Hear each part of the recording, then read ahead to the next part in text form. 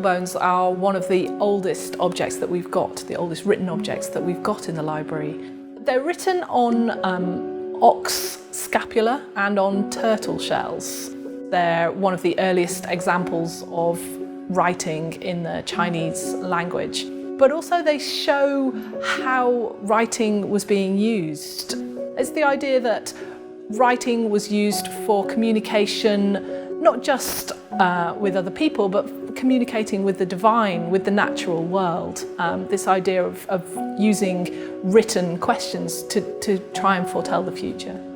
We move on from objects which are written on things like stone and bone and clay onto books.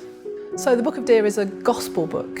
It was written probably in the first half of the 10th century, and we think it was written in Scotland. So although the book is in Latin, a lot of the little marginal notes have been added in Gaelic. We put this in the exhibition because we wanted to talk about the evolution of communication into the codex form. So we wanted to have a manuscript codex. And we chose the Book of Deer because it's fascinating, because it looks quite strange when you look at the illustrations. And it's a really good example of an early insular biblical manuscript. The next technological innovation that we come to is really the invention of printing. So this is the Gutenberg Bible. So it was produced by Johann Gutenberg in Mainz in around 1454. Gutenberg's greatest innovation really is the invention of movable type. That is, individual letters that are combined together and then can be taken apart and recombined to make new words. So Gutenberg's invention was really revolutionary, and it spread very rapidly. The Gutenberg Bible here was printed in 1454. By 1500, printing had spread to over 250 cities across Europe. One example of this, we've got books produced for children. And this is a nice example of a set of books produced around 1800. And as you can see, the books are contained in their own little bookcase. And they cover a range of subjects, so geography, astronomy, arithmetic, history.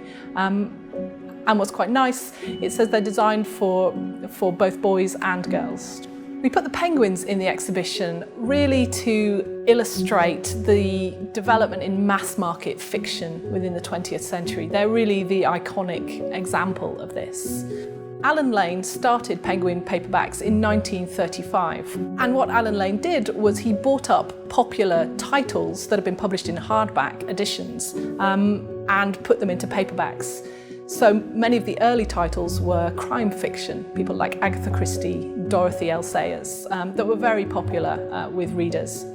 And I think they were also very innovative in terms of design. When you look at the paperbacks, they're very simple, clean design with the white stripe across the centre.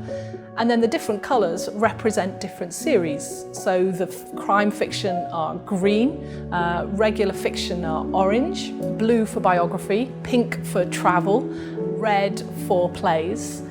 So you can see the whole range and you can see exactly what you're getting before you pick it up from the shelf. Within this section of the exhibition, the lines of communication, we've travelled over 3,000 years from the oracle bones of China to the mass market paperbacks of Penguin in the 20th century.